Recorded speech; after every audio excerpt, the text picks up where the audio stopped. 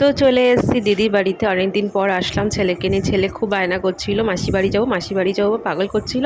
তো সেই জন্য ওকে মাসি বাড়িতে নিয়ে এসেছি। তো দেখো এখানে দিদি আমার ছেলের জন্য কেক বানিয়ে রেখেছে, সেও দুখানা কেক। তো এখানে লাঞ্চে দেখো এইসব রান্না করেছে, অনেক কিছু রান্না করেছিল। তো এখানে দিদি আমার ছেলেকে কেক দিচ্ছে। এর আগে অরিও ক্রিম খাওয়া হয়ে গেছে, তারপরে আবার দিদি আবার ব্রাউনি বানালো আমাদের জন্য, গরম গরম এই কেকটা বানিয়েছে, তার সাথে আইসক্রিম। তারপরে আমি চলে গেছিলাম বিকেলবেলা পিৎজা আনতে, তো পিৎজা এনেছি। তো এখন আমাদের পিৎজা পার্টি হবে।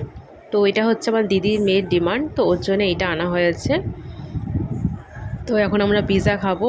তারপরে পিৎজা খেয়ে দিয়ে তো পেটটা একদম ফুল হয়ে গেছিলো, তো রাতে আমরা ডিনার করিনি। তো রাতে আমি জাস্ট একটা চিকেন পকোড়া কয়েকটা খেয়েছি। তারপরে দেখো এখানে কি মজা করছে ওরা দুজন মিলে, ও ঘোড়া হয়েছে ওর দিদি, আর ওর উপরে চড়েছে। তো হ্যাঁ, এদিকে চলে এসেছি, মুভি দেখছি, মুভির সাথে চিকেন পকোড়া খাচ্ছি। এটা হচ্ছে নেক্সট ডে মর্নিংয়ে আমরা ব্রেকফাস্ট করছিলাম, তো এটা আমি একটু শ্যুট করেছিলাম, তো তোমাদের সাথে শেয়ার করলাম। তো ব্লগটা এখানে রাখলাম। তো দেখো আমার ছেলে আর আমার দিদির মেয়ে কি মস্তি করছে। চলো টাটা, আবার পরে দেখা হচ্ছে।